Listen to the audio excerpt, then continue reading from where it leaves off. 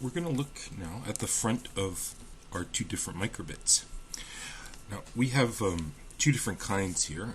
We have our version 1, we call V1, and then V2.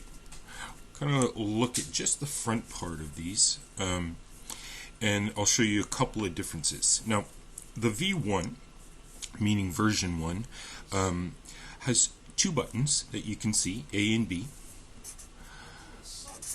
But you can also do buttons A plus B, right? So I could have A button, I could have B button, but together also creates another button. Okay, so again, for input basis. On the front, I have 25 LED. Okay, and these are these little amazing little lights that I can put icons, I can put letters, I can put numbers on this display. And then finally, on the bottom here, we have our pins. Right, we have pin 0, 1, 2, we have a 3-volt connector, and we have our ground.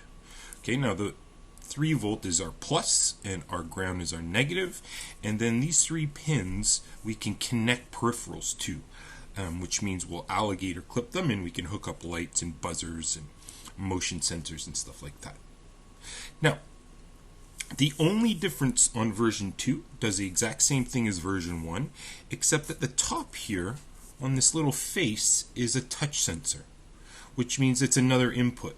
So I can touch this face, the microbit face, and it will actually is another button, another input, another sensor that we can use when we're creating our programs. We'll have a look at the back now.